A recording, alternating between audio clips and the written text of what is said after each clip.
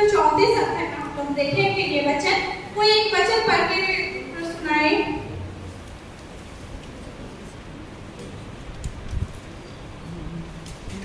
यहाँ पढ़ते हैं, तब यीशु ने कहा, हे पिता, इन्हें क्षमा करो, क्योंकि ये जानते नहीं कि क्या कर रहे हैं। हालेलुया। ये वचन शायद हम लोग पहले भी सुने हैं और आज भी हम सुनेंगे।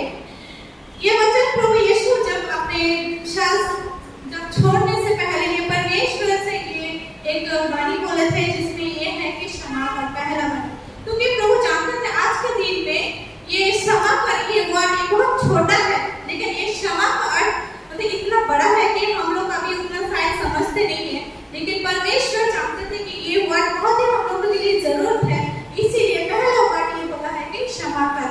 अगर हम लोग देखेंगे ठीक 4 दिन पहले जब प्रभु यीशु मसीह यरूशलेम जा रहे थे, तब सब लोग ने प्रभु को एक गधे में बैठा कर खजूर के पत्ते से लहर कर होशाना करके अपने यरूशलेम में लेके आए थे। ठीक देखेंगे कुछ दिन के बाद वही इंसान जितने लोग यरूशलेम में आके परमेश्वर का नाम गुणगान कर रहे थे, जय जयकार कर रहे थे, होशाना कर रहे थे, उसी लोग प्रभु यीशु मसीह को पकड़ा।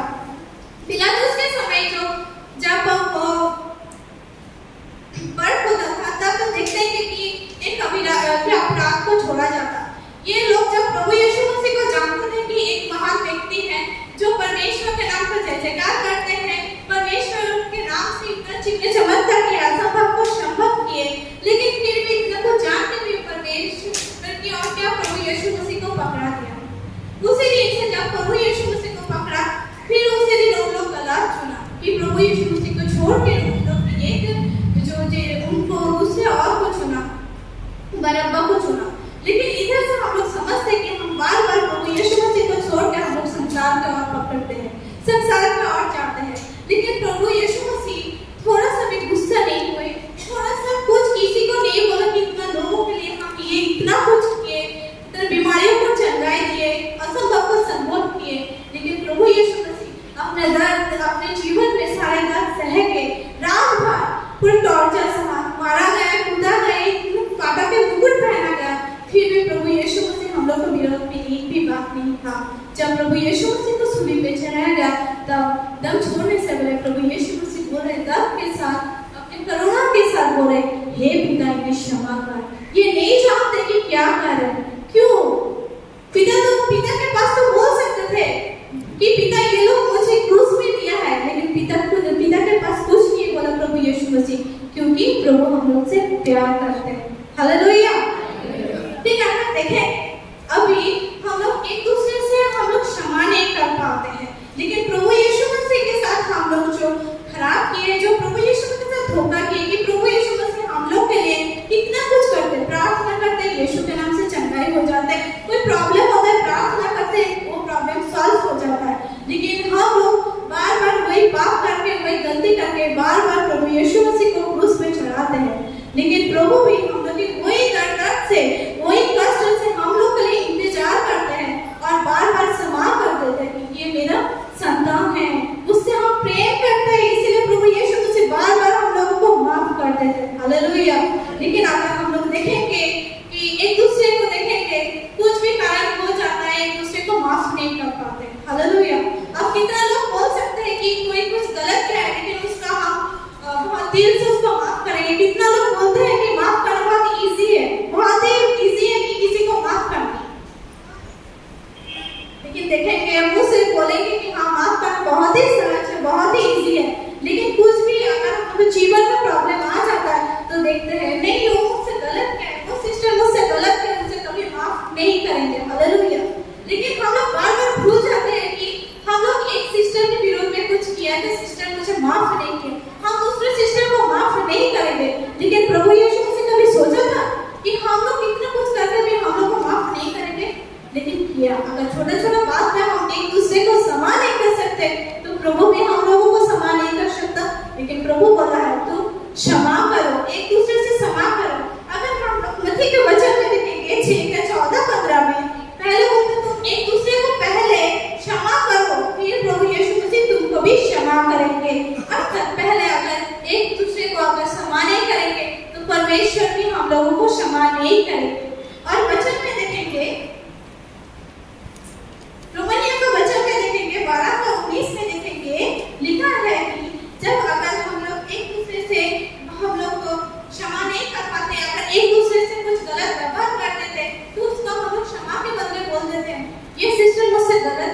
कभी नहीं छोड़ेंगे, उससे हम बदला लेंगे। आज मुझसे मेरे साथ आज ये गलत किया, नेक्स्ट टाइम हम मेरे टाइम में हम भी उसके साथ गलत करेंगे। लेकिन प्रभु यीशु मसीह कहता है तुम एक दूसरे को बदला ना लो, तुम एक दूसरे से प्रेम करो, तुम एक दूसरे से तुम क्षमा करो, तभी तुमको भी क्षमा दिया जाएगा, क्योंकि बदलाव का सबब प्रभु यीशु मसीह का नहीं, इसलिए हम लोग कभी ये बदलाव का सबब नहीं होना है।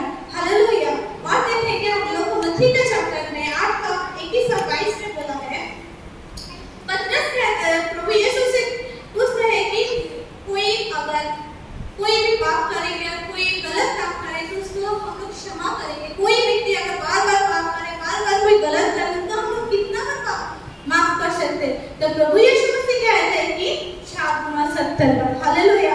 अगर सोचिए अगर प्रभु यीशु ने हम लोगों के लिए अगर 70 बार क्षमा कर सकते तो क्या हम लोग एक व्यक्ति और दूसरे व्यक्ति को क्षमा नहीं कर सकते? अगर एक व्यक्ति दूसरे व्यक्ति को अगर क्षमा नहीं कर पाएंगे तो प्रभु कैसे करेंगे? क्योंकि हम लोग सोचते हैं वो सिस्टर दूसरे घर के हैं, हम दूसरे घर के हैं, लेकिन प्रभु यीशु जानते हैं जो भी अलग-अलग घर का हो, जहाँ भी रहता सब मेरे संतान है। हालेलुया। क्योंकि प्रभु यीशु मसीह किसी संतान का विरोध में कुछ काम नहीं करते, सारे जितना भी संतान है, जितना भी बेटा बेटी है, सबको प्रेम करते हैं। हालेलुया। सबको समान प्रेम करते हैं। तब प्रभु यीशु मसीह अगर देखेंगे एक बेटी दूसरे बेटी को अगर माफ नहीं कर पाएगी तो क्या प्रभु खुशी होंगे? नहीं होंगे, क्योंकि प्रभु दिया सबको प्रेम किया। इसीलिए आज का दिन प्रभु यीशु मसीह जानते थे कि ये समा का ये चीज बहुत लोग से दूर हो जाएगा, समा का अर्थ समझ नहीं पाएंगे। इसीलिए बहुत से लोग ने कहा ये समा ये छोटा चीज समझ के नहीं समा करते हैं, इसीलिए बहुत से परिवार दूर हो जाता है, बहुत एक दूसरे के भाव में सब दूर हो जाता है।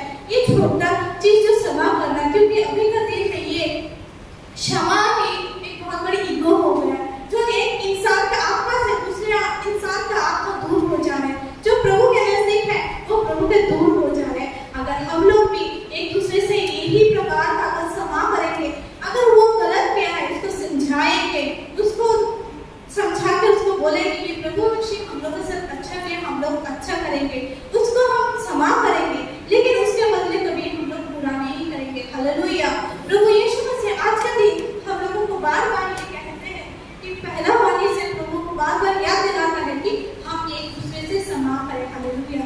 क्योंकि हम लोग के जीवन में ये क्षमा करना एकदम जीवन से दूर हो गया। अगर देखेंगे एक दूसरे को क्षमा करेंगे तो देखेंगे जो व्यक्ति गुनाह किया उसको भी आनंद लगेगा, अगर हम भी उसको क्षमा करेंगे तो मुझे भी आनंद लगेगा।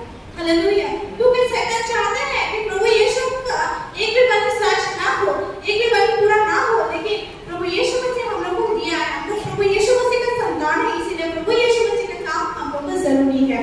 हालेलुया। परमेश्वर का हम सब के बीच में रखना हम लोगों के लिए जरूरी है।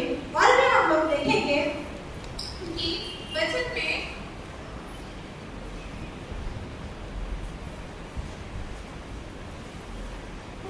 पहला पतरस में देखेंगे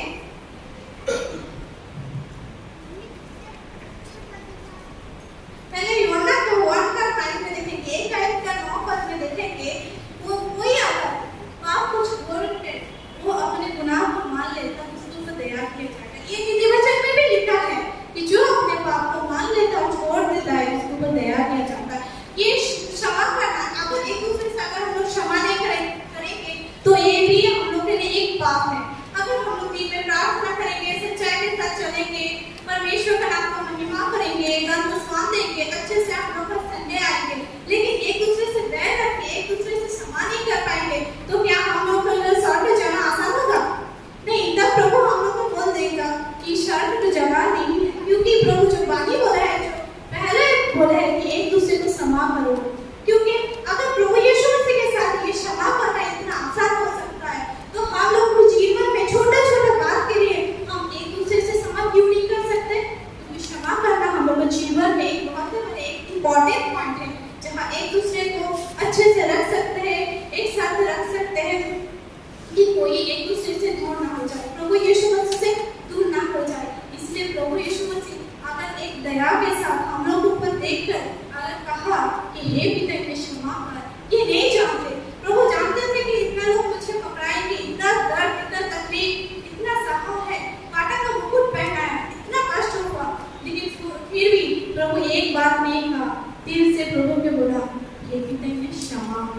लेकिन हम लोग को जीवन में ये क्षमा आना बहुत ही जरूरी है। अगर हम दूसरे को क्षमा नहीं कर पाएंगे तो प्रभु यीशु मसीह भी हम लोग को क्षमा नहीं कर पाएंगे। बड़े लोग छोटे को क्षमा करना है, एक दूसरे को क्षमा करना है, हस्बैंड वाइफ को क्षमा करना है, एक फ्रेंड दूसरे फ्रेंड को क्षमा करना है। क्योंकि क्षमा करना हम लोग जीवन में भूल जाते हैं, क्योंकि कोई अगर गलत किया है तो उसको दूर भेज के हम लोग रहते हैं। लेकिन प्रभु यीशु मसीह कभी हम लोग को एक्सेप्ट नहीं करेंगे, क्योंकि एक दूसरे को क्षमा करके एक दूसरे के साथ लेकर परमेश्वर को महिमा करने में परमेश्वर को जो अच्छा लगता है और वो चीज जो परमेश्वर को अच्छा लगता है वो चीज अगर जीवन में करेंगे और उसको प्रभु से दूर करेंगे, वो प्रभु के लिए हम लोग प्रभु के पास हम लोग के लिए धर्म की बर्बाद होगा। क्योंकि प्रभु यीशु मसीह कहता है सब लोग मेरा है। हालेलुया। इसीलिए हम लोग बोले प्रार्थना करेंगे प्रभु यीशु मसीह हम लोग एक दूसरे से प्रेम रखेंगे, विरोध नहीं करेंगे, किसी के ऊपर हम लोग क्षमा करेंगे, क्षमा की ओर पे नहीं रखेंगे। क्योंकि अगर क्षमा करेंगे तब मेरा जीवन भी सही होगा और दूसरे के जीवन भी सही होगा। मेरे कारण दूसरे का जीवन नष्ट नहीं होना है, मेरे जीवन के बाद दूसरे को मतलब नरक की ओर नहीं जाना है। क्योंकि प्रभु यीशु मसीह अगर सबके लिए पिता है तो पिता भी सब बच्चे के लिए ध्यान देते हैं कि किसी को ना दुख है ना तकलीफ है। प्रभु यीशु मसीह जब चाहते हैं कि मेरे सारे बेटा बेटियों को अच्छे से रखेंगे, इसीलिए प्रभु बोला कि एक दूसरे को क्षमा करो, क्षमा के बिना कुछ नहीं है। हालेलुया। परमेश्वर के पास आना बहुत ही मतलब परमेश्वर के बहुत ही लोग आते हैं, लेकिन परमेश्वर के बात लेके आगे बढ़ना बहुत ही हम लोगों के लिए मुश्किल हो जाता है। लेकिन हम लोग जीवन में ही करना है कि परमेश्वर को हम लोग को जीवन में रखना है, हम लोग को उपस्थिति रखना है। छोटे छोटे बातों में परमेश्वर को उपस्थिति हम लोग को जीवन में रखेंगे तभी परमेश्वर हम लोग को जीवन के द्वारा परमेश्वर को महिमा हो सकता है। हालेलुया। कोई अगर अच्छा बाइबल पढ़ सकता है, कोई अच्छा गीत गा सकता है, हम लोग बोलते हैं ये सिस्टर कितना अच्छा गीत गाते हैं, कितना अच्छा बाइबल प्रीचिंग करते हैं, सब कुछ करते हैं, मिस्ट्री करते हैं, सबको प्रभु के बारे में कहते हैं, बार-बार प्रभु के पीछे पीछे दौड़ते हैं। अगर हम लोग एक दूसरे भाई बहन से बेर रखेंगे, क्षमा नहीं कर पाएंगे तो प्रभु हम लोग को एक्सेप्ट कर पाएंगे नहीं। इसीलिए हम लोग जीवन में ये क्षमा की हम प्रार्थना करेंगे कि क्षमा हम लोग जीवन में दे, ये बदलाव का क्षमा हम लोग जीवन से दूर हो जाए। क्योंकि देखेंगे हम लोग को इफिसियों के 3:13 में भी देखेंगे कि ये प्रभु यीशु मसीह कहता है अगर कोई गलत काम किया या पाप किया है या अगर तुम आके अपना बात को स्वीकार कर रहे तो उसको तुम माफ कर दो। क्योंकि अगर हम लोग भी किसी और से जाएंगे तो उस पर गलत करेंगे, बोलेंगे सिस्टर हमने ये गलत किया मुझे क्षमा करो, सिस्टर अगर मेरे सामने आकर बोल देगा तुमको माफ नहीं करेंगे तो हम लोग को अच्छा लगेगा। अगर हम समझ जाएंगे कि हम पाप कर रहे हैं, पश्चाताप कर रहे हैं, लेकिन नहीं सिस्टर माफ नहीं करेंगे तो हम लोगों को अच्छा लगेगा नहीं लगेगा। तब समझते कि वो सिस्टर के पास गए हैं, पश्चाताप कर रहे हैं, माफ नहीं कर पा रहे हैं, लेकिन तब बुरा लगेगा। अच्छा हम दूसरे को माफ नहीं करेंगे तब अच्छा लगता है। इसी का दोनों को फर्क देखना है। अगर दूसरे को माफ नहीं कर सकते हैं तो प्रभु में माफ नहीं कर सकते। इसलिए आइए हम लोग सब लोग प्रार्थना करेंगे प्रभु आज के जीवन हम लोग को सही से आगे बढ़ाएंगे। धन्यवाद प्रभु। सब लोग आप हम के प्रार्थना करेंगे। धन्यवाद करते प्रभु यीशु मसीह जो राह प्रभु जी आपने दिखाया प्रभु जी, प्रभु इसलिए धन्यवाद देते हैं प्रभु जी आज के दिन के लिए, आपका बेटा बेटी को सुधरने के लिए, स्वर्ग के स्थान मिलने के लिए प्रभु जी आप जो अपने बेटा बेटियों को जो पिता रास्ता दिखाए रास्ते में बढ़ने पाए प्रभु जी, एक विश्वासी और एक विश्वासी के साथ प्रभु जी मेल से प्रेम से रह पाए प्रभु जी, ताकि पिता परमेश्वर किसी का बदलाव का स्वभाव बना रहे, हर एक जीवन के सारे बदलाव का स्वभाव को यीशु के नाम से दूर कर मेरे प्रभु जी। क्योंकि आपका प्रभु जी प्रेम करने वाला परमेश्वर है प्रभु जी, असंभव को संभव करने वाला परमेश्वर है प्रभु जी। हर एक विश्वासी को जीवन को आपका समान प्रेम से भर दे प्रभु जी। आप जैसे हम लोगों को प्रेम करके प्रभु जी आप लोगों को मुखार हुए मेरे परमेश्वर, इतना दर्द इतना तकलीफ इतना कष्ट सहाय प्रभु जी, फिर भी हम लोगों के लिए आप परमेश्वर से दुआ किए मेरे पिता क्षमा कर, ये क्षमा कर, ये नहीं जानते कि क्या कर रहे प्रभु जी।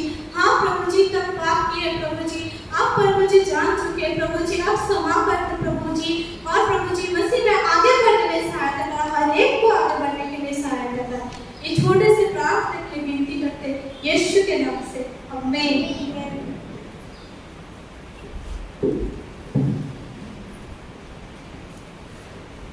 आइए अपने स्थान पर खड़े हो, प्रभु का धन्यवाद करें, उसकी महिमा करें। और गीत को गाकर उसका धन्यवाद करेंगे। सबसे जलाली है ना, मिलके गाएंगे, खुदा से तारीफ करेंगे।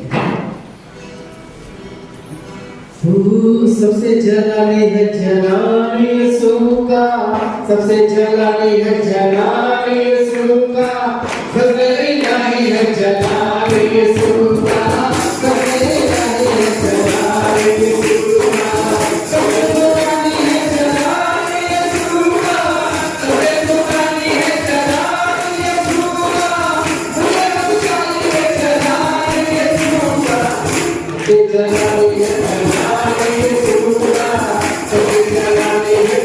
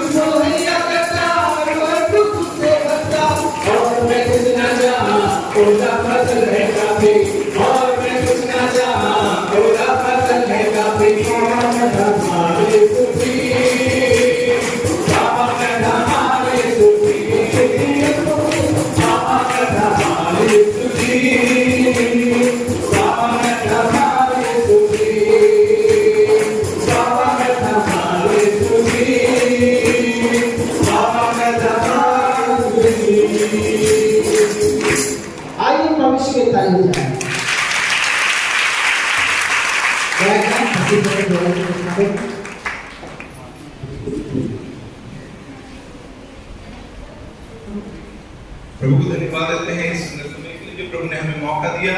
और हम दूसरी वाणी की ओर जाएंगे और मैं अनुरोध करूंगा सिस्टर रुमा प्रसाद से कि वो आए और दूसरी वाणी जो खुदा ने उस सलीब पर कही उस बात को हम बता करके परमेश्वर की महिमा करें। आइए मिलकर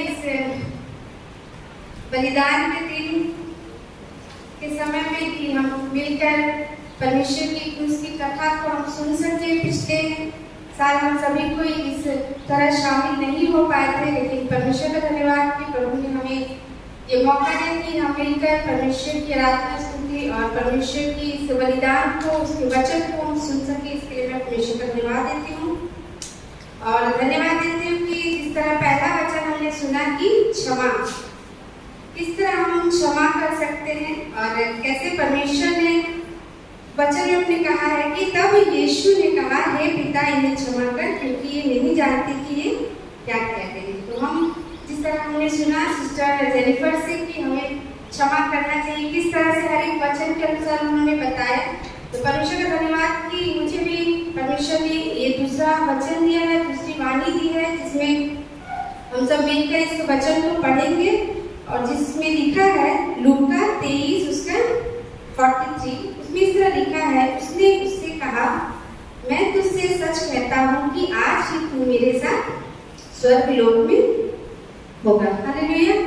इस वचन को अगर हम सही तरीके से ध्यान मनन करें तो उससे पहले पहला वचन हम जब पढ़ेंगे, यहाँ लिखा है 23 उसी के 39 पे वहाँ लिखा है, जो कुकर्मी वहाँ लटकाए गए थे उनमें से एक ने उसकी निंदा करके कहा, क्या तू मसीह नहीं तो फिर अपने आप को और हमें बचा। इस पर दूसरे ने उसे डांट कर कहा, क्या तू परमेश्वर से भी नहीं डरता? तू भी तो वही दंड पा रहा है और हम तो न्याय अनुसार दंड पा रहे हैं, क्योंकि हम अपने कामों का ठीक फल पा रहे हैं। पर इसने कोई अनुचित काम नहीं किया। तब उसने कहा, हे यीशु, जब तू अपने राज्य में आए तो मेरी सुधि देना। हालेलुया। परमेश्वर का धन्यवाद कि इसको जब हम सही तरीके से मनन करें तो पहला जो कुकर्मी था, जब यीशु मसीह को क्रूस पर लटकाया गया, उसके साथ 2 कुकर्मी और लटकाए गए थे, लेकिन उसमें से पहला जो कुकर्मी था वो ये कह रहा था, वो सिर्फ कह ही नहीं रहा था, लेकिन वो एक निंदा के रूप में वो कह रहा था कि क्या तू मसीह नहीं तो फिर अपने आप को और हमें बचा। उसके मन में, उसके जीवन में, उसके आत्मा में सिर्फ और सिर्फ एक अकड़, एक बुराई और एक निंदा करने वाली आत्मा भरी थी, जो वो यही चाह रहा था। सिर्फ यीशु मसीह का परीक्षा नहीं ले रहा था, लेकिन वो सिर्फ चाह रहा था, वो देख रहा था कि यीशु मसीह के अंदर क्या शक्ति है कि मेरे शरीर को सिर्फ वो बचा सके। वो इस संसार की चीजों को देख रहा था। आजकल हम भी, हमारे जीवन में भी यही हम देख रहे हैं कि हम अपने जीवन को, अपनी संसारिक दुनिया को, अपनी लग्जरी बोलेंगे सुख सुविधाओं को देख रहे हैं कि हम किस तरह प्रार्थना करें तो हम अपनी सुख सुविधाओं को प्राप्त कर सकें, किस तरह हम अपने जीवन को अच्छे तरीके से बना सकें। अगर ये जीवन हमें नहीं मिलता है तो हम भी उसकी निंदा करने लगते हैं। हम भी किसी न किसी रूप से अपने बुरे सोच से, बुरे विचार से, अपने व्यवहार से हम मसीह की निंदा करते हैं। तो इसी तरह लिखा है यहाँ पे कि जो पहला कर्मी था वो ये कह रहा था, क्या तू मसीह नहीं तो फिर अपने आप को और हमें बचा। इस पर दूसरे ने उसे डांट कर कहा, क्या तू परमेश्वर से भी नहीं डरता? तू भी तो वही दंड पा रहा है और हम तो न्याय अनुसार दंड पा रहे हैं। दूसरा कर्मी क्या कर रहा था? वो अपने पापों को स्वीकार किया। वो अपने जो भी अपने जीवन में बुरे काम को, बुरे चीजों को, उसने सबसे पहले उसने ये स्वीकारा कि हम अपना न्याय अनुसार दंड पा रहे हैं, क्योंकि हम अपने कामों का ठीक फल पा रहे हैं। पर इसने कोई अनुचित काम नहीं किया। हालेलुया। परमेश्वर भी यही चाहता है कि हम भी सबसे पहले सिर्फ और सिर्फ परमेश्वर को अपने जीवन में पहला स्थान दें। जब हम परमेश्वर को अपने जीवन में, अपने कामों में, अपने हर एक चीजों में हम परमेश्वर को अपने स्थान देंगे तो हमारे जीवन में क्या करता है? एक आशीष भरा जीवन देता है। और यहाँ लिखा है दूसरा जो कुकर्मी था उसके अंदर एक भय की आत्मा थी। सबसे पहले तो उसने कहा कि क्या तू परमेश्वर से भी नहीं डरता? सबसे पहला उसके अंदर बहुत अच्छी बात थी दूसरा कुकर्मी की कि उसके अंदर एक परमेश्वर का भय था और वो उस समय वो जान गया था कि वो परमेश्वर का भेजा हुआ पुत्र है। और वो जान गया था कि वो हमारे गुनाहों के लिए, सिर्फ और सिर्फ हमारे ही गुनाहों के लिए वो इस सूली पर चढ़ रहा है। तो उसने सबसे पहले अपने गुनाहों को माना, अपने पापों को माना कि प्रभु हम अपने पापों के अनुसार इस क्रूस पर चढ़ाए गए हैं, पर इसने तो कोई अनुचित काम नहीं किया। जिस तरह परमेश्वर के वचन में देखते हैं, पहला यूहन्ना उसके 9 को, पहला यूहन्ना उसके 1 और उसके 9 को तो वाणी का है।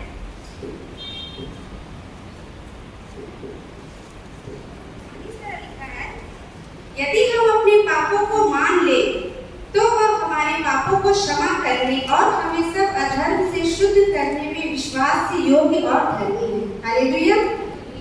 जब हम अपने पापों को मानते हैं, अपने जीवनों में हम स्वीकार करते हैं कि हाँ प्रभु हमारे जो गलतियां हैं हम आपके सामने उस चीज को रखते हैं, तो क्या होता है, हमारे जीवन में विश्वास योग्य और धर्मी ठहरता है। और लिखा है जिस तरह नीति वचन उसके 28 और उसके 13 में कि जो अपने अपराध छिपा रखता है उसका कार्य कभी सफल नहीं होता, परंतु जो अपने अपराधों को मान लेता है उस पर दया की जाएगी। तो उसी तरह परमेश्वर का वचन भी इस जगह पर कार्य किया। जब हम पढ़ते हैं 42 उसमें, तब उसने कहा, हे यीशु, जब तू अपने राज्य में आए तो मेरी सुधि लेना। उसने उससे कहा, मैं तुझसे सच कहता हूँ कि आज ही तू मेरे साथ स्वर्ग लोक में होगा। हालेलुया। उस जो दूसरा व्यक्ति था उसने सबसे पहले तो परमेश्वर का भय को माना और अपने पापों को स्वीकारा। तभी उसने बोला कि प्रभु जब तू अपने राज्य में आए तो मेरी सुधि लेना। कई बार हम भी है कि हम सिर्फ अपने ही सुख सुविधाओं को देखते हैं और कहते हैं कि प्रभु सिर्फ तू ही कर देना, बस जल्दी जल्दी कर देना, लेकिन ये नहीं सोचते कि प्रभु तू मेरी सुधि ले। हम जब प्रार्थना करते हैं, जब स्तुति करते हैं, जब चर्च जाते हैं, सिर्फ और सिर्फ यही कहिए कि प्रभु आप मेरी सुधि लीजिए। तब यीशु ने ये नहीं सोचा कि वो बपतिस्मा लिया है कि नहीं, उसने अच्छे काम किए हैं कि नहीं, वो दूसरा करनी। यीशु ने झट से उसे ये क्या कहा, आज ही तू मेरे साथ स्वर्ग लोक में होगा। हालेलुया। ये स्वर्ग लोक क्या है? स्वर्गीय आशीष है जो परमेश्वर हमें देना चाहता है। तब जब हम अपने पापों को स्वीकार करते हैं, जब हम अपने पापों को मानते परमेश्वर के सामने और सबसे पहले परमेश्वर को अपने सम्मुख रखते हैं, हर एक कामों, हर एक चीजों में परमेश्वर को जब हम पहला स्थान देते हैं, तभी परमेश्वर हमारे जीवन में एक स्वर्गीय आशीष को छोड़ रखते हैं। इसके लिए परमेश्वर को धन्यवाद देंगे और इस वचन के लिए परमेश्वर आप सभी को आशीष दे। Praise the Lord.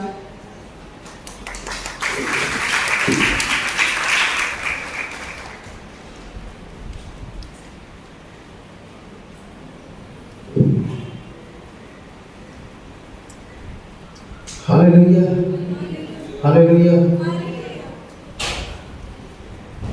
मैं कल रात को उस बात पे देख रहा था कि हम भी यीशु की निंदा कैसे करते हैं। सचमुच कभी कभी हम तो चैलेंज दे देते हैं, मेरा काम नहीं बना, तुम मुझसे प्यार करता नहीं है, ऐसे ऐसे काम करते हैं, ऐसे ऐसे चैलेंज देते हैं। पर बताओ, हम भी किसी न किसी तरीके से यीशु मसीह की निंदा करते हैं। काम नहीं बना, बढ़िया काम नहीं हुआ, निंदा कर देते हैं, थोड़ा मुंह फुला लेते हैं। इसलिए बात आती है, हर बात के परमेश्वर का क्या करो, धन्यवाद करो। तो आइए धन्यवाद करें और उसकी महिमा करें, उसकी स्तुति करें। उसे अपने स्थानों में खड़े होंगे और उस गीत को गाएंगे। और सॉन्ग बुक आपके पास सीट दिया होगा, आप जरूर से निकाल लें और उसकी सिफारिश करें, उसकी महिमा करें, उसका धन्यवाद करें।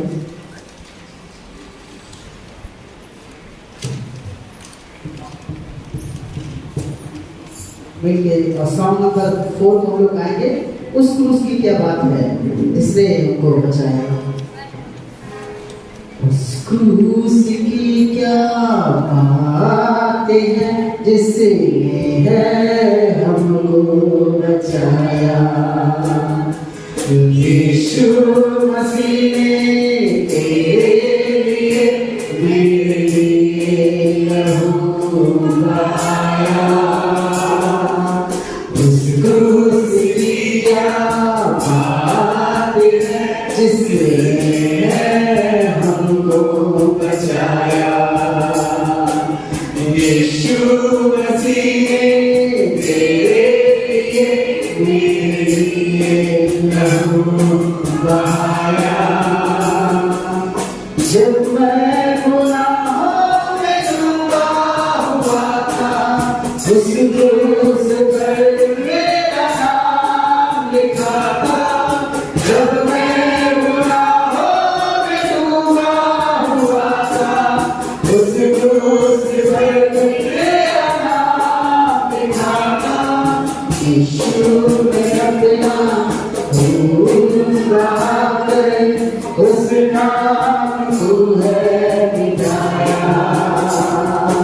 यीशु मसीह ने तेरे लिए मेरे लिए लहू बहाया।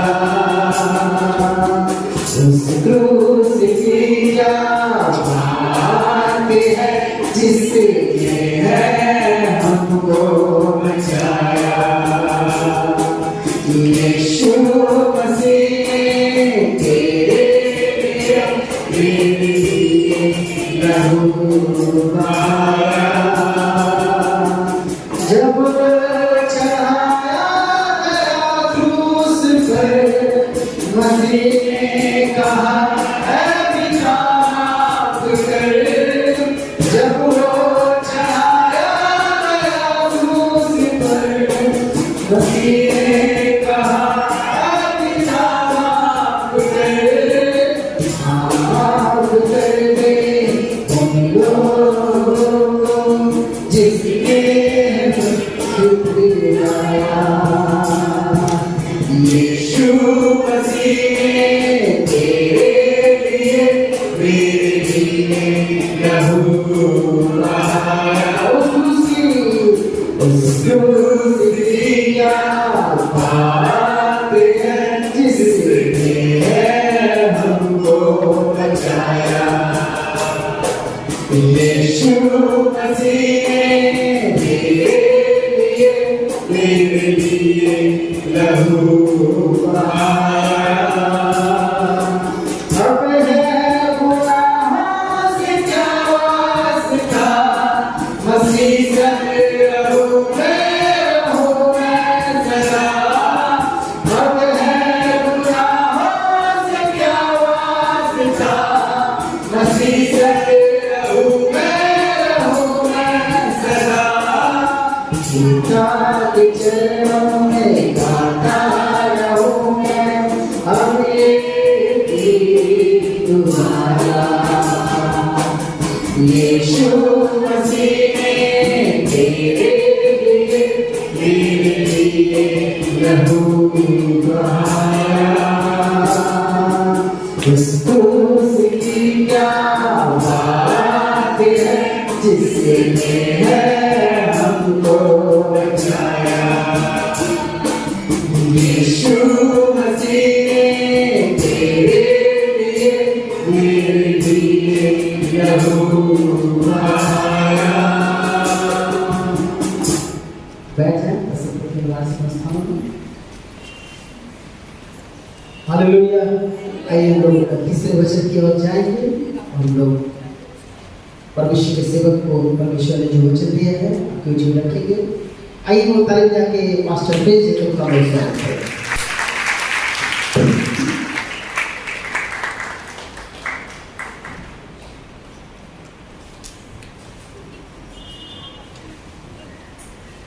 Hallelujah hallelujah. जितने जगे हुए हैं वो सब मिलकर के हालेलुया, और जितने सोए हुए मिलकर के हालेलुया हालेलुया। मतलब सबको आशीष दे, बरकत दे। और मैं धन्यवाद देता हूँ कि परमेश्वर ने अपनी उन बातों को जो परमेश्वर ने हमारे जिंदगियों में किए और जो कर रहा है और जो करने वाला है, तमाम चीजों के लिए मैं प्रभु को धन्यवाद देता हूँ कि प्रभु सच में हमारे लिए, हमारे घराने के लिए और हमारी आने वाली चीजों के लिए मैं प्रभु को धन्यवाद देता हूँ कि परमेश्वर विश्वास से योग्य परमेश्वर है। हालेलुया। मालूम है जब हम प्रभु में हैं तो मालूम है हम सब पुराने हैं, जो मसीह में है वो सारे के सारे पुराने हैं, है कि नहीं? आवाज सुनाई नहीं दे रही? सब नए हैं, हैं? सब नए हैं। लेकिन सुनाई सिर्फ एक दिन की आवाज दे रही नहीं। जो मसीह में है, हम मसीह में है तो हम नई सृष्टि हैं, हम उसकी नई रचना है। परमेश्वर हमारी जिंदगियों में हर दिन और हर समय हमारे जिंदगियों पर करता चला जा रहा है। हालेलुया। मैं धन्यवाद देता हूँ बहनों के लिए जो परमेश्वर के वचन को इतने अच्छे तरीके से लेकर गई, और मैं दुआ करता हूँ कि आने वाले समय में और बेहतर रूप से ये तैयार होने पाए और खुदा के कलाम को सिर्फ इसी कलीसिया में नहीं लेकिन और भी जगहों पर लेकर के जाने वाली हो सके। मैं प्रभु को दिल से धन्यवाद देता हूँ और तीसरी वाणी की ओर लेकर के जाना मांगता हूँ जो आपको मिलेगा यूहन्ना 19 और उसके 26 और 27वें पद में। अगर जरूर से बाइबल है तो जरूर से निकाल करके पढ़ सकते हैं। लिखा है कि जब यीशु ने अपनी माता और उस चेले को जिससे वह प्रेम रखता था पास खड़े देखा तो अपनी माता से कहा, हे नारी देख, यह तेरा पुत्र है। फिर 27वें पद में लिखा है, तब उसने चेले से कहा, यह तेरी माता है। और उसी समय से वह चेला उसे अपने घर ले गया। मालूम है, जब मैंने इस बात को जब मैंने याद किया कि परमेश्वर ने यहाँ पे कौन सा काम किया, पता है कौन सा काम किया है? क्रूस पे है, सलीब पे है, दुख में है, तकलीफ में है, पीड़ा में है, लेकिन तब भी अपने काम को, अपनी रिस्पांसिबिलिटी को उसने भूला नहीं, अपनी जिम्मेदारी को भूला नहीं, लेकिन उस जिम्मेदारी को निभा क्या रहा है मालूम है? निभा करके क्या कर रहा है? हे नारी देख, यह तेरा पुत्र है। और उस पुत्र से कह रहा है कि देख, ये तेरी माता है। अपनी रिस्पांसिबिलिटी को बड़े अद्भुत तरीके से और बड़े सुंदर तरीके से उसने हमारे और आपके सामने रखा है। आज कई बार घर में जब रिस्पांसिबिलिटी की जब बात आती है तो हम बड़े उछल करके हम काम तो कर देते हैं, लेकिन जब कलीसिया की बात आती है, जब पादरी साहब जब हमें देते हैं या लीडरान हमें जब देते हैं तो कई बार मालूम है, कई बार हम लोग मुंह चुराने लगते हैं, मुंह छिपाने लगते हैं।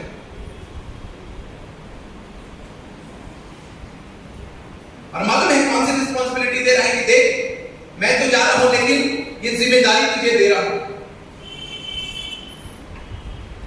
और जिम्मेदारी क्या दे रहा है पता है? जिम्मेदारी सिर्फ ये नहीं है कि हम संडे चर्च जाएंगे, गुड फ्राइडे को चर्च जाएंगे और फिर इसके बाद हम जैसे चाहें हम वैसे अपने आप को जीवन व्यतीत करें, लेकिन उस रिस्पांसिबिलिटी को परमेश्वर ने दिया कि उस जिम्मेदारी को हम और आप हर दिन, सिर्फ ये नहीं कि संडे के दिन या गुड फ्राइडे में या ईस्टर में या 5 संडे में।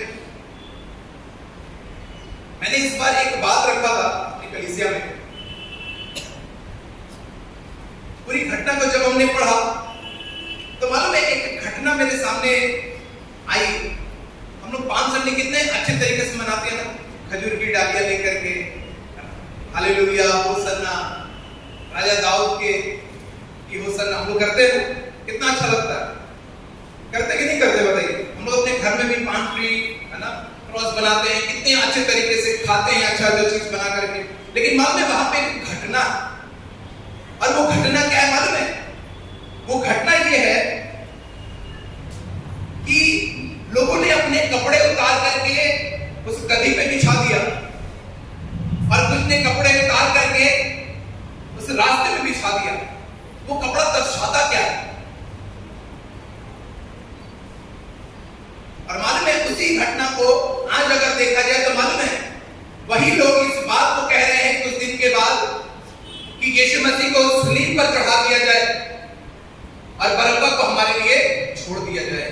वही लोग हैं जो यीशु मसीह के नारे लगा रहे थे, जो हालेलुया होसन्ना कर रहे थे, लेकिन वही लोग इसी जगह पे खड़े होकर के इस बात को कह रहे हैं कि इन्हें बरअब्बा को हमारे लिए छोड़ दे और यीशु को क्रूस पे चढ़ा दे। आज उन्हीं में से हम और अब तो नहीं कि कई बार हम अपने रिस्पांसिबिलिटी से, कई बार हम अपनी जिम्मेदारी से कई बार अपना मुंह फेर लेते हैं, कई बार बात करके मुंह नहीं कह देते ना ना ना हमसे नहीं होगा। कई बार हम अपनी कलीसिया में भी कोई काम होता है तो हम लोग चुप से निकल लेते हैं। मैं कहना मांगता हूं कि अगर आप ये काम अगर कर रहे हैं बड़ा सावधान रहिएगा कि आसमान का खुदा, पादरी साहब या कोई भी लीडरान आपको बरकत नहीं देता, बरकत आसमान का खुदा आपको देता है।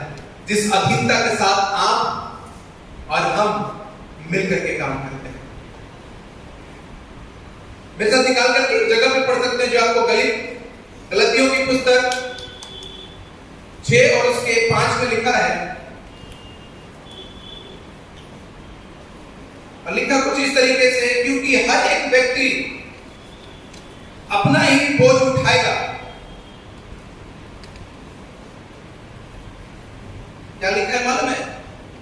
क्योंकि हर एक व्यक्ति अपना ही बोझ उठाएगा। और ये गलतियों की एक कलीसिया है, और पौलुस ने जितनी बातें करी सारी कलीसिया के लोगों को समझा रहा है, विश्वासी भाई बहनों को समझा रहा है। क्योंकि हर एक व्यक्ति अपना क्या करेगा मालूम है? क्या करेगा? बोलो। सब चुप हो गए, खुशी नहीं मिल रही। थोड़ा सा गर्मी है तो थक गए,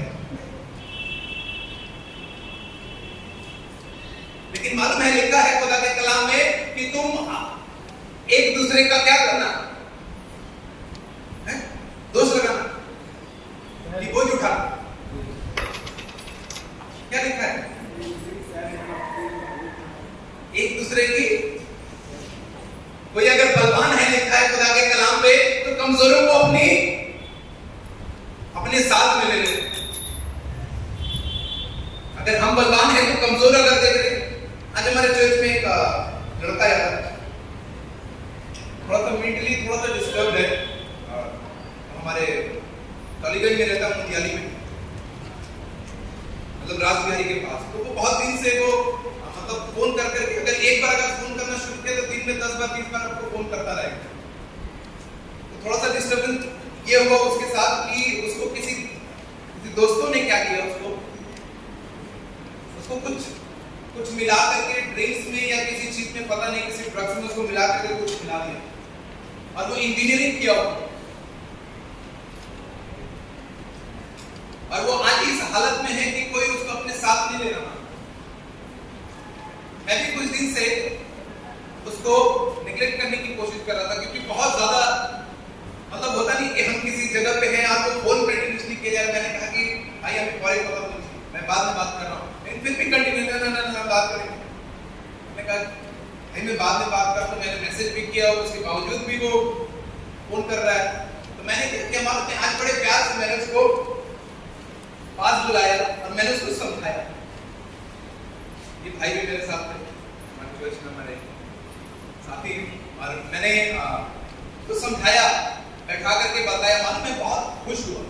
अगर मैं उसी जगह अगर नेग्लेक्ट करता तो मालूम है वो कह रहा था कि मुझे बपतिस्मा लेना, मुझे कह रहा है कि वो बपतिस्मा लेना मांग रहा है। तो मैंने उसको बहुत सारी चीजें समझाई। जब मैं घर गया चर्च सर्विस खत्म करके, तब मैंने उसको समझाया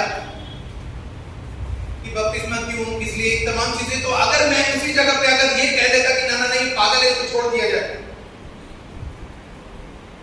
शायद आपने नहीं देखा, शायद यहाँ पे बैठे हुए हमारे खादिम, हमारे सेवक लोगों ने नहीं देखा, लेकिन आसमान के खुदा ने देखा कि हम इस जमीन पर रहते हुए हम अपने कमजोरों के साथ हमने क्या व्यवहार किया। क्या हमने वो रिस्पांसिबिलिटी पूरी करी जो आसमान के परमेश्वर ने मुझे और आपको दिया है?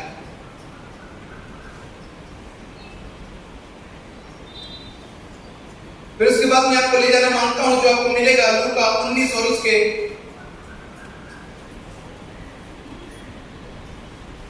12वें पद से। यहां पे 10 मोहरों के दृष्टांत के विषय में बात है। 10 मोहरों के विषय में, जिसको टैलेंट कहा जाता है। और यहां पे कुछ लिखा हुआ है इस तरीके से, अतः उसने कहा कि एक धनी मनुष्य दूर देश को चला ताकि राज पर पाकर लौट आए। यहां पे मालूम है किस बात की घटना के विषय में बात की जा रही है?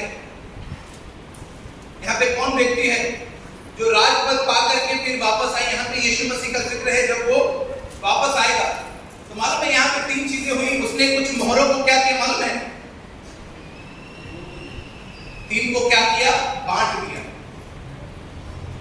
मालूम है पहले तो जब वो वापस आया, जब उसने पूछा कि लाओ अब मैं देखूं, अगर ये घटना पूरा 27 तक अगर पढ़े तो इस बात का जिक्र है। तो मालूम है हुआ क्या? जिसको दिया गया था उसने 5 और कमाए। तो उसने कहा धन्य है विश्वास योग्य दास। फिर दूसरे ने कमाया, दूसरे को भी परमेश्वर ने सेम वर्ड कहा कि धन्य है, लेकिन तीसरे के विषय में कुछ कहा। मालूम है क्या कि तीसरे ने आकर कहा, हे स्वामी देख, तेरी मोहर यह है जिसे मैंने अंगोछे में बांध रखा था। आपको मालूम है पहले के समय में अगर हमारे नानी को या हमारे दादियों को अगर देखें तो वो लोग क्या करते थे मालूम है? चाबी हो या पैसे हो तो गुच्छे में क्या करते थे मालूम है? अपने साड़ी के कोने में लपेट लिया करते थे। अभी भी अगर जैसे माँ जी है ना, इतने बुजुर्ग लोग हैं, वो लोग अभी भी शायद करते हैं, पता नहीं, लेकिन वो लोग क्या करते थे मालूम है? अपने साड़ी के कोने में क्या करते थे? उसको बांध लेते थे। कभी ध्यान दिया क्यों बांध लेते थे? पता है? क्योंकि उनको ध्यान में रहे, कहीं खो ना जाए। ध्यान में तो इस तीसरे को भी था कि जिस परमेश्वर ने मुझे मोहर दी है उसकी जिम्मेदारी मुझे पूरी करनी है। लेकिन मालूम उसने क्या किया? उसने कहा कि देख मेरे पास यही है, मैं लाकर के तेरे सामने रख देता हूं। आज कई बार हम लोग भी, हम और आप भी यही तीसरे वाले के जैसा ही काम कर रहे होते हैं। आज हम और आप भी कई बार यही वाला काम करते हैं और कहते हैं खुदा बाप हमारे लिए आसमान खुल जाने पाए। आसमान तो विश्वासियों के लिए 24 घंटे और जितने समय तक हम जिंदा रहेंगे आसमान का खुदा आसमान को खोले रखा है। लेकिन मालूम है बंद किसके लिए रहता है? जब हम अपनी जिम्मेदारियों को सही रीति से जब हम पूरा नहीं। हालेलुया। वचन पढ़ लेने से जिम्मेदारी पूरी नहीं हो जाती, प्रार्थना कर लेने से जिम्मेदारी पूरी नहीं हो जाती, फास्टिंग कर लेने से जिम्मेदारियां पूरी नहीं हो जाती, या एक बार हमने बड़ा अच्छा काम कर दिया चर्च के लिए तो पूरी जिम्मेदारी पूरी नहीं हो जाती। आज मालूम है चर्च के पिलर बन करके हम खड़े रहे, मालूम है क्यों? क्योंकि हम तो परमेश्वर के अंग हैं। चर्च मालूम है कौन है? चर्च मालूम है कौन जी? कौन है वो? हम और आप हैं। काम कौन करेगा? पिलर। जिम्मेदारियां कौन उठाएगा? बेंचेस, ये माइक, कौन जिम्मेदारी उठाएगा? अगर एक उंगली को चोट लगती है हम लोग दूसरे को थोड़ी कहते कि आकर के थोड़ा सा सहला देना है। रोहित को थोड़ी मैं कहूंगा कि रोहित मेरे उंगली में चोट लगी है भाई, थोड़ी सी इलाज कर देना। क्या करेंगे? क्या करेंगे बताइए? क्या करेंगे? तो हम सब तो परमेश्वर के अंग हैं। हमें एक दूसरे की रिस्पांसिबिलिटी को उठाना है। हमें देखना है कि कौन किस अवस्था में, कौन किस हालत में खड़ा है। ये नहीं कि हम उसे पिंच मार करके या उसे ठोक करके उसके गिरा दें, लेकिन जरूरत यह है कि हम उसकी जिम्मेदारी खुद उठा लें। आसमान का खुदा आपको इतना देगा इस जमीन पर जो आप गिनते रह जाएंगे लेकिन आपकी गिनती पूरी नहीं होगी। हालेलुया। वो परमेश्वर है जो हमारे सोचने से कहीं बेहतर और कहीं उत्तम देने की सामर्थ्य रखता है। हालेलुया। आज जरूरत है कि कोई भाई अगर नहीं आ रहा है तो उसको फोन करके उसके हाल चाल ले। ये नहीं कि हम उसे छोड़ दें, या कोई बहन अगर नहीं आ रही है तो हम जाकर उसे गले लगा ले कि क्या बात है, कोई बात नहीं, अरे हम सॉरी बोल देंगे तो कौन सा घट जाएंगे?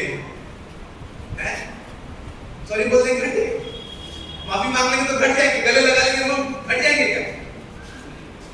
तो लेकिन कौन सी बात खुदा बाप मुझे और आपको समझाना चाहता है? हम कई बार अपनी जिम्मेदारी से मुंह चुरा लेते हैं। अगर आप सोच ले अगर परमेश्वर मुंह फेर ले तो क्या?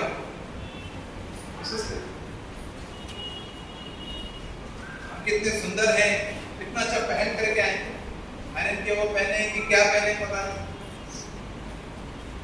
लेकिन मालूम है हम उन तमाम जिम्मेदारियों को पूरा करने की कोशिश करें जो परमेश्वर ने आपको और मुझे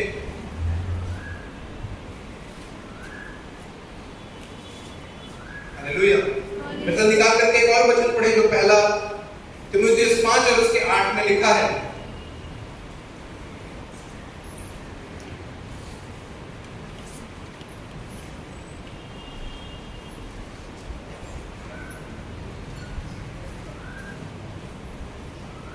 लिखा है विश्वासियों के प्रति जिम्मेवारियां, पर यदि कोई अपनों की और नीच करके अपने घराने की चिंता ना करे तो यह विश्वास से मुकर गया है और अविश्वासी से भी बुरा बन गया। अंत में क्या लिखा है? फिर से मैं और एक बार पढ़ूं।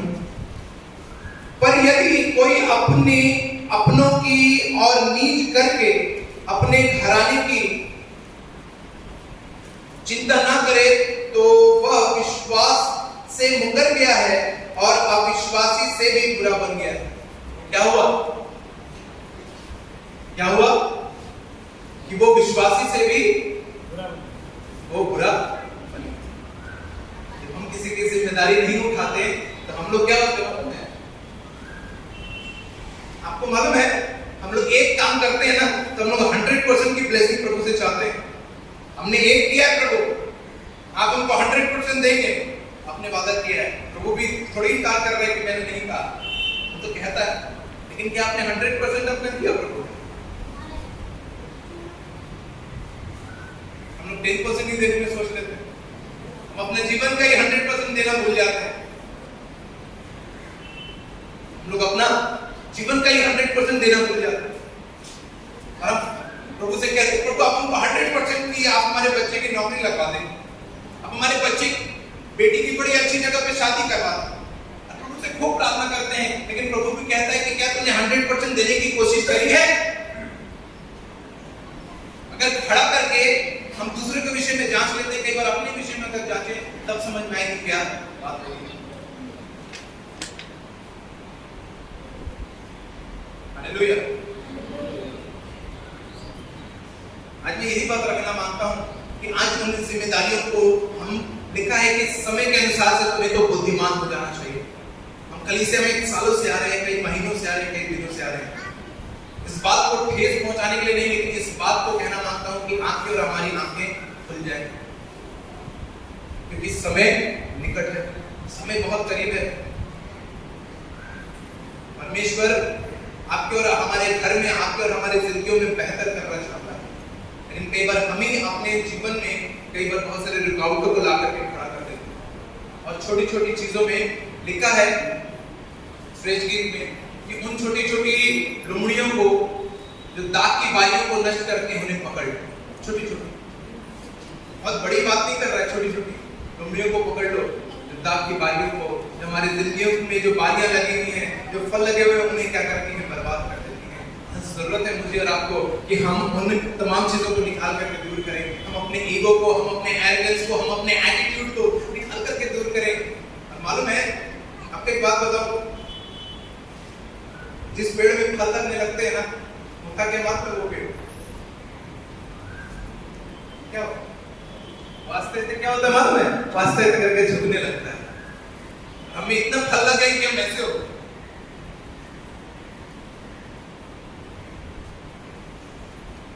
मुझे पता नहीं प्रभु मेरे दिल में ये बात और मेरे जुबान पे क्यों इस बात को रखा।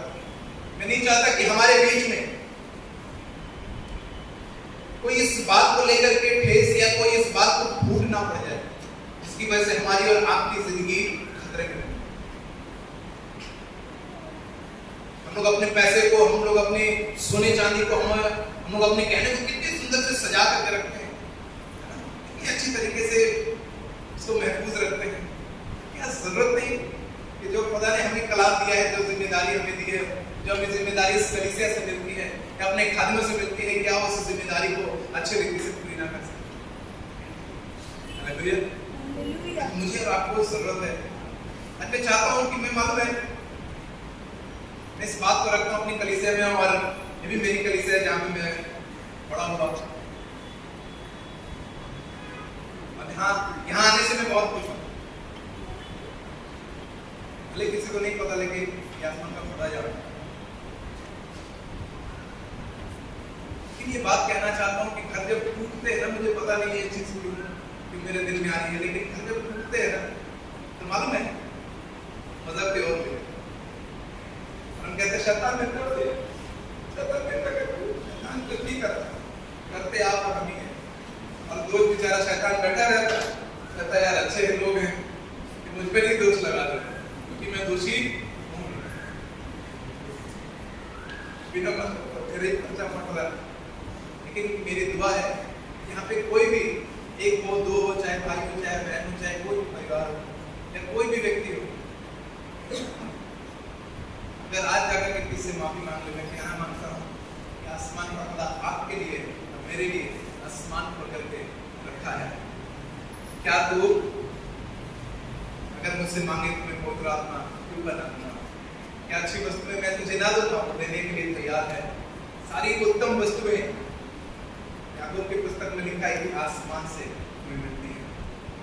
एक खुदा से दुआ करें, खुदा से कहें खुदा बाप हम तैयार हैं उन जिम्मेदारियों को पूरा करने के लिए जो जिम्मेदारी हमें कलीसिया से मिलती है, जो जिम्मेदारी हमें घर से मिलती है, उन तमाम जिम्मेदारियों को हम बेहतर रूप से, है ना, दुख उठा करके लिखा है कि उसने आज्ञा, दुख उठा करके उसने आज्ञा मानना। जरूरत है मुझे और आपको कि हम भी उन बातों को जान सके जो खुदा ने हमारे और आपकी जिंदगियों में, हमारे और आपके घर में दी है। वो हम सबको आशीष दें, सबको जय मसीह।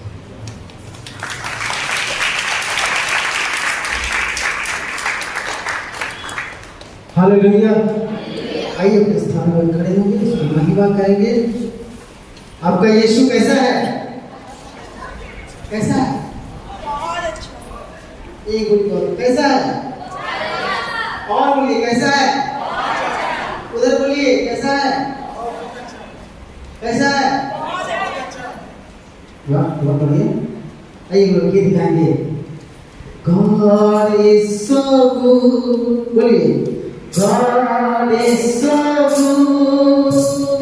God is so good. Is so good to me. God is so good. God is so good. God is so good. Is so good to me. यीशु अच्छा है, यीशु अच्छा है, यीशु अच्छा है, अच्छा है मेरे लिए। यीशु भागवते, यीशु भागवते, यीशु भागवते, भागवते आज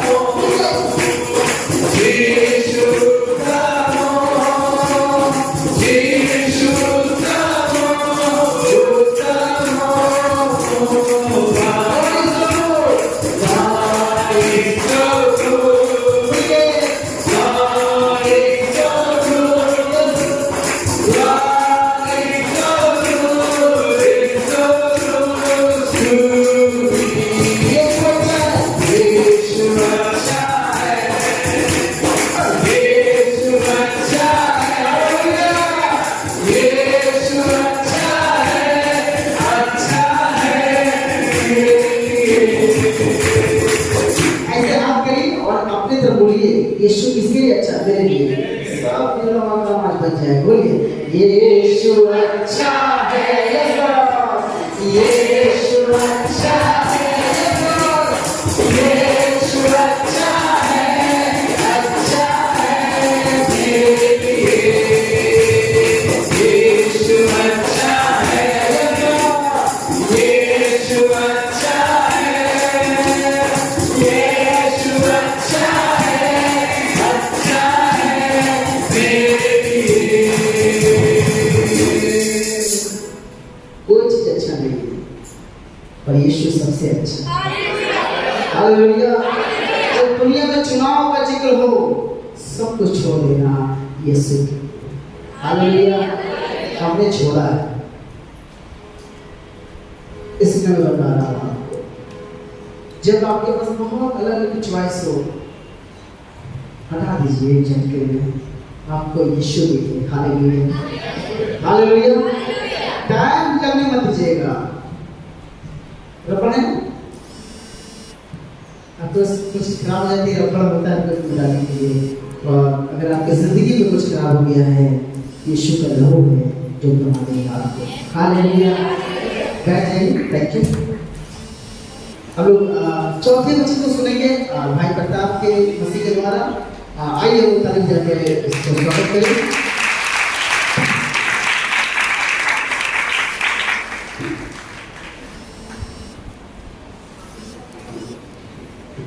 हालेलुया, हालेलुया, जोरदार ताली बजाइए यीशु मसीह।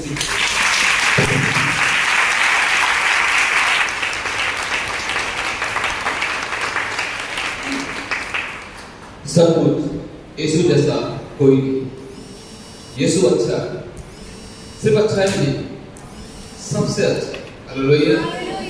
और उसने वो बातें दी, इसीलिए तो आज पूरी दुनिया में लोग उसकी बात करते हैं, पूरी दुनिया में उसकी चर्चा हो रही है। दुनिया के छोर तक जहां कहीं जाएंगे, आज वो दिन है कि उसको याद कर रहे हैं। आज हर लोग उसको याद करते हैं। आज पूरी दुनिया में लोग उस पर विश्वास जानते हैं। इसका नाम है यीशु। हालेलुया।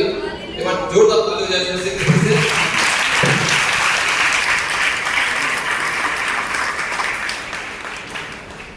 मेरी बड़ी खुशी की बात है कि आज के दिन हमारे पांच साल में मुझे मौका दिया ताकि हम वो बातें जो यीशु मसीह ने क्रूस पर, जब वो क्रूस पर चढ़ाया गया तो उसने 7 बातें कही।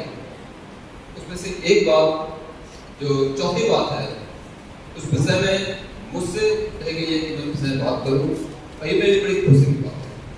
पर जब मैं बातों को देख रहा था कि अभी तक हमारे भाई और बहन लोग जो आकर उस विषय में बता रहे थे, यीशु मसीह की वाणी के विषय में, तब मैंने एक बात देखी कि जब पहली वाणी यीशु मसीह ने कहा हे पिता इन्हें क्षमा कर क्योंकि नहीं जानते कि क्या कर रहे हैं। दूसरी बात पर कहा कि आज ही तू मेरे साथ स्वर्ग में हो। और तीसरी बात उन्होंने कही कि हे नारी देख ये तेरा पुत्र। जो बात वो कह रहे थे बड़े अधिकार से, बड़ी शालीनता के साथ इन बातों को कहा। पर जब वो चौथी बात कह रहे थे, बात कहने का तरीका कुछ अलग था, उनका अंदाज कुछ अलग था।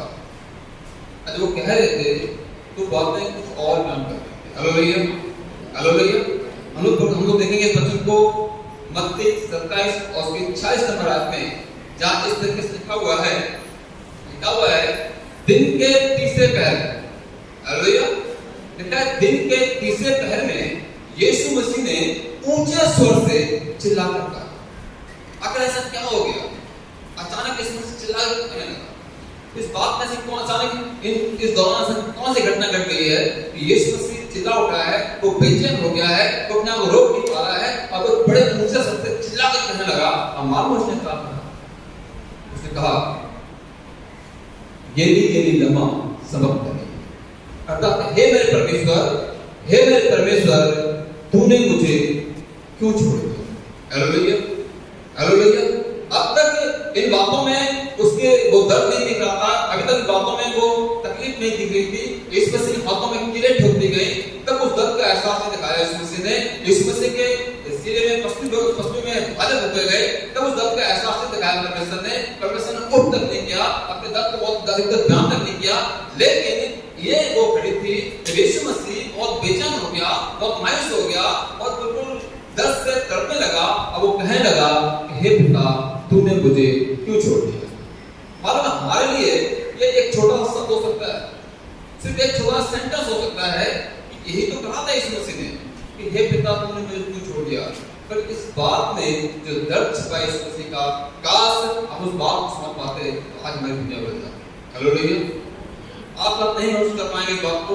अगर आपने इस मसीह को जाना है, इसमें वचन को समझा है, अगर आप तो जानते हैं, तभी आप इस बात को महसूस कर पाएंगे, इस दर्द को समझ पाएंगे कि यीशु मसीह वो कौन सी बात है जो कहना चाह रहा है। मालूम है परमेश्वर यीशु मसीह जो हमेशा हर बात को बड़े अधिकार से कहता है, वो कभी डरा नहीं, कहीं भयभीत नहीं हुआ, कमजोर नहीं पड़ा, पर आज वो असहाय सा और बड़ा कमजोर सा दिख रहा है। मालूम क्यों? इसलिए कि उसने इस बात को महसूस किया है कि उसके पिता ने इसको छोड़ दिया। Hallelujah, hallelujah. जब यीशु मसीह के रिश्ते को और उसके पिता के संपर्क को देखेंगे, उसके संबंध को देखेंगे, पता चलेगा कि उसका मजबूत है, बहुत मजबूत, इतना मजबूत कि कोई इसको अलग नहीं कर सकता। जब बाइबल पढ़ेंगे तो शुरू से लेकर आखिर तक यीशु मसीह हमेशा अपने पिता के साथ रहा है। वो कभी भी एक पल के लिए भी अपने पिता से अलग नहीं हुआ। एक समय भी, एक क्षण भी ऐसा समय नहीं आया कि आसमान के पिता को यीशु मसीह अपने पिता से अलग हो गया। हालेलुया। जब यीशु ने संसार में आया तो उससे पहले की बातें जब पढ़ेंगे, जब आप इब्रानी किताब पढ़ेंगे तो वहां घटना है और घटना के साथ बताया गया है कि जब दाऊद उसके भतीजे को उसके शत्रु पकड़ के ले गए और दाऊद गया और उससे मुकाबला कर उससे लड़ाई लड़कर उस अपने भतीजे को और सारे लोगों को जिनको बंदी बना के ले गए वापस ले आए और जो धन सब को लूट कर ले गए थे तो सब को लेकर वापस लाया। तब दाऊद ने एक घटना घटी, उसकी मुलाकात सालों के राजा से हुई और तब उसने क्या किया, अपनी सारी चीजों का 10वां अंश उसको दिया। और उसके विषय में इब्रानी किताब में लिखा है कि यीशु मसीह अपने पिता के देह में था। हालेलुया। यानी हमेशा यीशु मसीह अपने पिता के साथ था, कभी वो अपने पिता से अलग नहीं हुआ। एक क्षण भी ऐसा नहीं था उसने जब उसने पिता से अलग महसूस किया हो, वो हमेशा अपने पिता के साथ बना था। हालेलुया। जब वचन को पढ़ेंगे तो लिखा है कि यीशु परमेश्वर ने यीशु मसीह के विषय में गवाही दी और कहा कि ये मेरा प्रिय पुत्र है और तुम उसकी सुनो। हालेलुया। यानी आसमान के पिता और यीशु मसीह का जो रिश्ता था बहुत मजबूत था। दोनों एक दूसरे को बहुत अच्छी तरह जानते थे, समझते थे और हमेशा बिल्कुल एक साथ रहते थे। हालेलुया। हालेलुया। जब यीशु मसीह चरणों में उससे कहा तू मुझे दिखा ताकि मैं पिता को देख सकूं, तब यीशु मसीह ने कहने लगा कि मैं पिता में और पिता मुझ में रहता है। हालेलुया। यानी वो एक साथ रहते थे। हर जगह खुदा की कलाम में पढ़ेंगे, हर जगह की बात को महसूस करेंगे, यीशु मसीह हमेशा अपने पिता के साथ रहा। लेकिन ये एक क्षण ऐसा था जहां पर आकर यीशु मसीह ने इस बात को महसूस किया है, वो जब देख रहा है वो परमेश्वर जो हमेशा उसके साथ था, जो हमेशा उसके साथ रहता था, एक पल भी उसको छोड़ता नहीं था। आज एक ऐसी घटना घटी है कि वो पिता अपने पुत्र से अलग हो गया। जब यीशु मसीह ने दर्द को महसूस किया, जब यीशु मसीह ने इस बात को देखा, तब वो चिल्ला उठा, जो चीखने लगा और वो बड़ा बेचैन हो गया। और तब वो बड़े ऊंची आवाज से कहने लगा, एली लमा सबक्तनी, अर्थात हे मेरे परमेश्वर, तूने मुझे क्यों छोड़ दिया। हालेलुया। हालेलुया। मानो परमेश्वर ने यीशु मसीह को छोड़ा, उससे खास वजह है और उसके जिम्मेदार हम और आप हैं। आज यीशु मसीह जिस स्थिति में है, आज यीशु मसीह की जो हालत है, आज यीशु मसीह जो उस पर लटका हुआ है, आज वहां तक पहुंचाने का जो जिम्मेदारी है वो हमारी है। हमारे गुनाहों की, हमारे पापों की वजह से, हमारे उन दोषों की वजह से वो दंड जो हमको मिलना चाहिए था, यीशु मसीह ने अपने पर लिया और हमारी वजह से ही आज वो उस पर लटका हुआ है। हालेलुया। और ये भी वो अपने पिता की मर्जी को पूरा करने के लिए करता है। हालेलुया। इसलिए कि आसमान का परमेश्वर हमसे बहुत प्यार करता है और वो नहीं चाहता कि हम में से एक भी शख्स नाश हो, बर्बाद हो जाए। तो हम सबको एक कर लेना चाहता है और वो चाहता है कि हम सब यीशु मसीह के द्वारा पिता के साथ एक हो जाए। हालेलुया। हालेलुया। लेकिन एक खास बात है, हमारे पिता में हमारा जो परमेश्वर है उसके स्वभाव की खास बात है, वो ये है कि वो पाप से नफरत करता है, पाप से घृणा करता है और पाप एक ऐसी चीज है जिसकी वजह से परमेश्वर हमसे अलग कर जाता है। हालेलुया। पापी है जो हमको परमेश्वर अलग कर देता है। अगर पाप हमारे बीच में ना आया होता, अगर पाप हमारे बीच में ना होता, तब खुदा के साथ रह रहे होते, उसका संगति कर रहे होते, उसका उठते बैठते सब कुछ अच्छा होता। लेकिन सिर्फ एकमात्र पाप की वजह से हमको परमेश्वर से अलग हो जाना पड़ा। हालेलुया। मालूम है ये पाप शब्द हम लोग बड़ा छोटा समझ लेते हैं, लेकिन परमेश्वर के नजर में पाप एक बहुत बड़ी शब्द है। और वो आदम ने सिर्फ एक गुनाह किया, उसके बाद बहुत सारी आज्ञा नहीं थी। आदम के पास सिर्फ एक ही आज्ञा थी, वो आज्ञा ये थी कि तुम इस फल को मत खाना। और आदम ने सिर्फ एक आज्ञा तोड़ी, क्योंकि फिर आज्ञा तोड़ने के लिए उसको कुछ नहीं था, क्योंकि आदम ने सिर्फ एक ही आज्ञा तोड़ी और उसके बावजूद भी परमेश्वर ने उसको अपने आप से अलग कर दिया। हालेलुया। यानी आपने एक पाप किया है या 10 पाप में से कोई नहीं पड़ता। अगर आपने पाप किया है तो आप लोग इसके ऊपर सत्य में नहीं रह सकते। पर यीशु मसीह ने कोई पाप ही नहीं किया, यीशु मसीह ने कोई गुनाह नहीं किया, उसने कोई दोष नहीं था। जब यीशु मसीह उन लोगों के बीच में था तब यीशु मसीह लोगों ने महाराज ने कहा कि तू मुझसे कहता तो मैं जब यीशु मसीह के लोगों ने थप्पड़ मारा, बहुत सारी बातें कहने लगे, तो यीशु मसीह कहने लगा कि तुम मुझ में कौन सा दोष पाते हो, तुम में से कौन है जो मुझ पर दोष लगाता है। यानी पूरी भीड़ में एक ऐसा शख्स नहीं था जो यीशु मसीह पर दोष लगा सकता। हालेलुया। और क्यों उसने कोई पाप किया ही नहीं। और वो राजा जिसको न्याय करने का अधिकार दिया गया था वो भी कहने लगा कि मैं तो इसमें कोई दोष पाता ही नहीं। हालेलुया। लेकिन उसके बावजूद भी यीशु मसीह पापियों की तरह, एक पापी व्यक्ति की तरह, एक श्रापित व्यक्ति की तरह हमारे लिए उस क्रूस पर चढ़ा है। मालूम है जब यीशु मसीह उस क्रूस पर चढ़ा हुआ था तब वो धर्मी नहीं था, वो पूरी रीति से पाप से भरा हुआ था, वो पूरी रीति से हमारे लिए श्रापित हुआ था, वो पूरी रीति से हमारे लिए पापी ठहराया गया और एक पापी की हैसियत से वो क्रूस पर चढ़ा। आज व्यवस्था विवरणता पढ़ेंगे वहाँ लिखा हुआ है कि वो जो काट पर चढ़ाया जाता है वो श्रापित है। हालेलुया। यीशु मसीह हमारे लिए श्रापित था। पिता ने उसे इसलिए छोड़ दिया क्योंकि उस समय वो उसका बेटा नहीं था, उस समय वो एक पापी व्यक्ति था और उसको पाप के जब पापी व्यक्ति सामने होता है तो आसमान का पाप से घृणा करता है और इसलिए उसने अपने आप को अपने पुत्र से अलग कर दिया। हालेलुया। हालेलुया। वो रिश्ता जितना मजबूत था, वो रिश्ता जिसमें इतनी सामर्थ थी, वो रिश्ता जो कभी उससे अलग नहीं हुआ, सिर्फ हमारे लिए आपके लिए अलग हो गया। मेरे जो मैं आपको बताना चाहता हूँ, जब इस घटना को हम पढ़ते हैं, जब इस घटना को सुनते हैं, जिन बातों की चर्चा होती है, सिर्फ इसलिए नहीं कि आज गुड फ्राइडे है, आज परमेश्वर को 7 वचनों को हमको जिक्र करना है, एक दूसरे को बताना है, सुनकर घर चले जाना है, पर हमें बातों को समझने की जरूरत है कि हम यहाँ पर कहाँ पे होते हैं, हमारी जिम्मेदारी क्या है, हमको क्या करना चाहिए। हालेलुया। एक वचन मेरे निकाले जो मिलेगा इब्रानियों की किताब 2 और 20 नंबर है।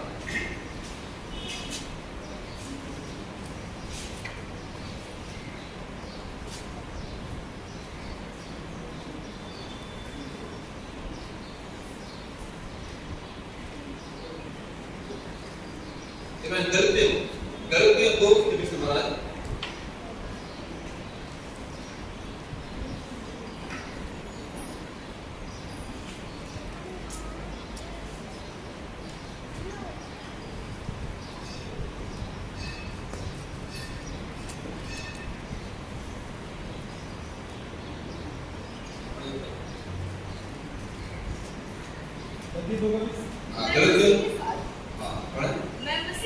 देखा है मैं मसीह के साथ क्रूस पर चढ़ाया गया।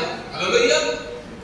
अब हमें समझने की जरूरत है कि हम वो लोग जिन्होंने इस पर विश्वास किया है, जो है ना अपना जीवन इस मसीह को दे दिया है, जिन्होंने इस मसीह को ग्रहण कर लिया है, उनसे पौलुस बात कर रहा है और कह रहा है ये क्योंकि इसने खुद अपना जीवन इस मसीह को दिया और ये बात कर रहा है कि कह रहा है मैं मसीह के साथ क्रूस पर चढ़ाया गया हूँ और मैं जीवित न रहा। हालेलुया।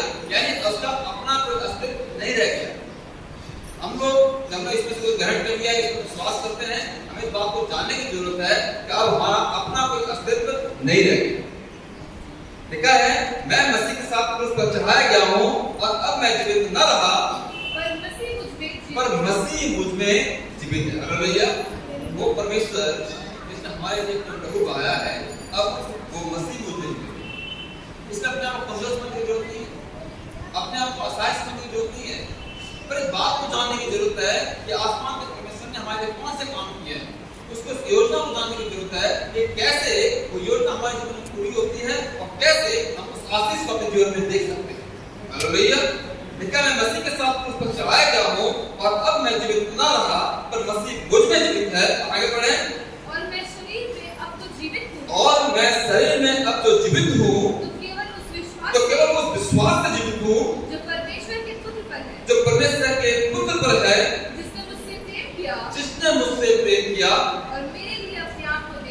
मेरे लिए अपने आप को दे दिया। Hallelujah, hallelujah. और मैं यीशु मसीह ने अपने लहू के द्वारा हमें मोल ले लिया, उसने हमें खरीद लिया। अब हम उसके, हम पर सिर्फ और सिर्फ उसी का अधिकार है और हमको किसी भी रीति से अधिकार नहीं है कि हम अपने मर्जी के मुताबिक अपनी जिंदगी को जी सकें, हम अपनी इच्छा के मुताबिक अपनी जिंदगी जी सकें, अपने मन के मुताबिक जो हमको अच्छा लगता है वो कर सकें। ये अधिकार हमने खो दिया है, इसलिए क्योंकि हम तो पहले ही नाश हो गए थे। हम तो पहले जो धन के लिए चुन लिए गए थे, धन के अधिकारी ठहरा दिए गए थे, धन हमारे निश्चित था, पर यीशु मसीह ने अपने लहू के द्वारा हमको मोल लेकर वहां से बचा लिया है और उसने हमको मोल ले लिया है और हम पर सिर्फ और सिर्फ यीशु मसीह का अधिकार है। पर बड़ी बात क्या मालूम, अच्छी बात यह है कि यीशु मसीह ने हमें अपने पास बुलाया तो है, अपना गुलाम बनाने के लिए उसने हमें स्वतंत्र करने को बुलाया। हालेलुया। अब यीशु मसीह हम आजाद है, स्वतंत्र है, उसने हमें आजाद किया और उसने मौका दिया है ताकि हम अपने सोच के मुताबिक, अपनी मर्जी के मुताबिक ईमानदारी के साथ समझते हुए सच्चाई के साथ विश्वास में होकर उसके करीब आए और उसकी मर्जी के मुताबिक उसकी आज्ञाओं को पूरा करें। Hallelujah, hallelujah. वो अपने विचारों को मत थोपना नहीं है, वो अपनी आज्ञाओं को मत थोपना नहीं है, उसने अपने प्रेम को प्रकट किया, उसने हमारे ऊपर काम कर दिया। उसने कहा है हे के मादे और बहुत से लोगों मेरे पास आओ, मैं तुम्हें सिखाऊंगा। हालेलुया। बहुत जरूरी है कि जब वचन पढ़ते हैं हम इस बात को जान जाए कि हमारी जिम्मेदारी क्या है, हम कहाँ हैं, हमें क्या करना है। हम कई बार अपनी दुनिया में खो जाते हैं, अपनी चीजों को खो जाते हैं, अपनी बातों को खो जाते हैं, पर हम भूल जाते हैं कि हम परमेश्वर के लिए हैं। आसमान में खुदा ने हमारे लिए अपना लहू बहाया है और इसलिए बहाया है ताकि हम उसके साथ एक हो सकें। हालेलुया। क्या है, उसमें होकर पिता के साथ हम एक मन हो जाए।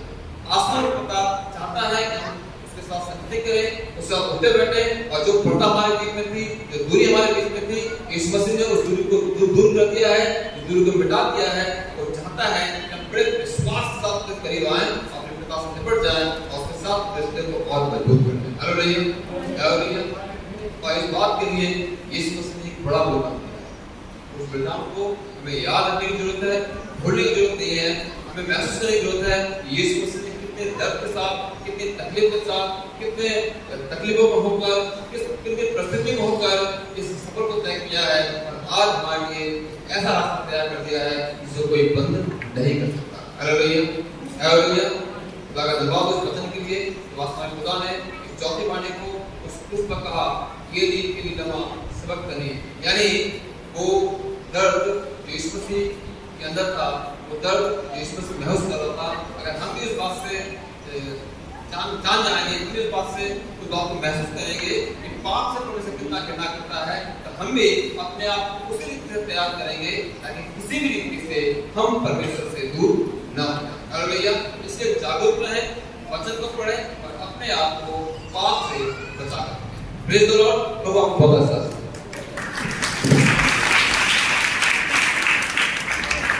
हालेलुया। जब यीशु मसीह ने पुकार के कहा एली लमा सबक्तनी, तो मालूम है लोगों ने क्या कहा? इसने कहा ये लगता है एलिया को पुकारने वाला है। हालेलुया। आइए प्रभु की महिमा करेंगे और धन्यवाद।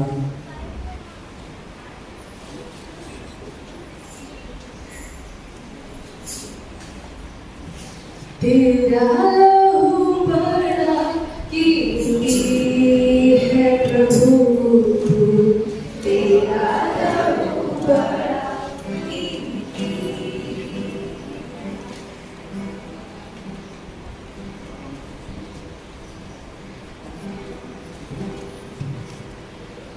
सॉन्ग लास्ट में है जो क्रूस पर कुर्बान वो मेरा मसीह है, मिलके गाएंगे और धन्यवाद करेंगे। चलो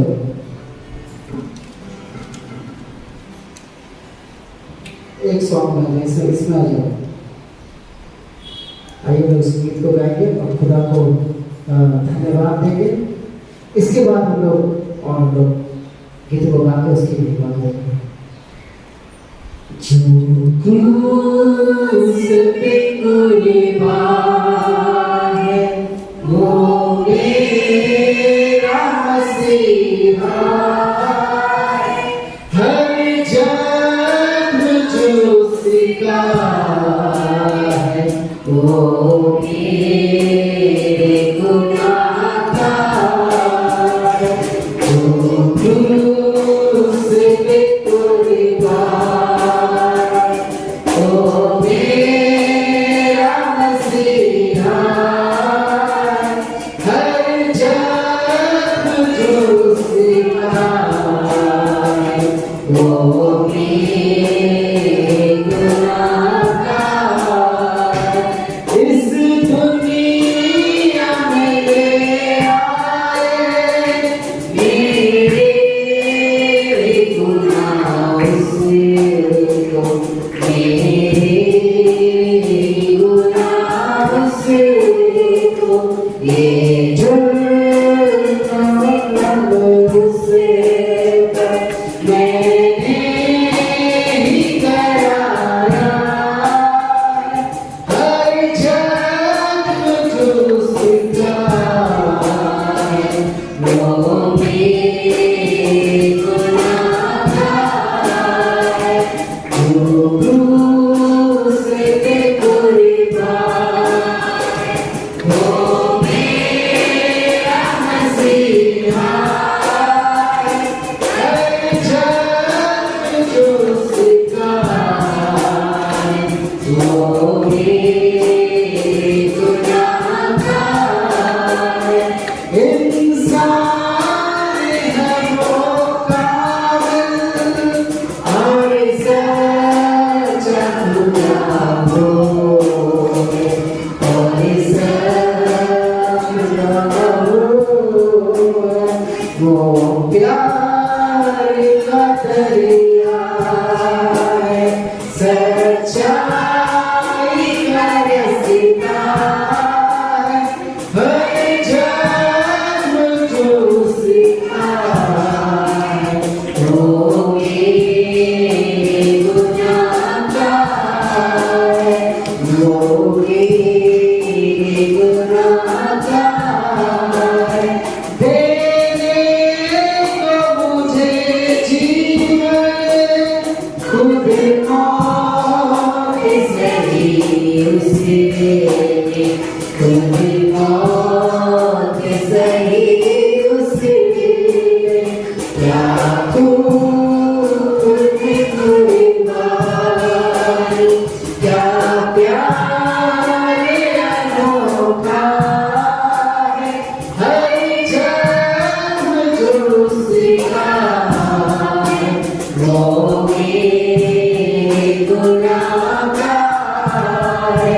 जो क्रूस पे कुर्बान, वो मेरा मसीहा है। हर जन्म जो सीखा है वो मेरे गुनाह का है, वो मेरे गुनाह का है। बैठ जाए मसीह के प्रस्ताव में। हालेलुया। जैसे गा रहे थे, जो क्रूस पे कुर्बान है वो कौन है? मेरा मसीहा है।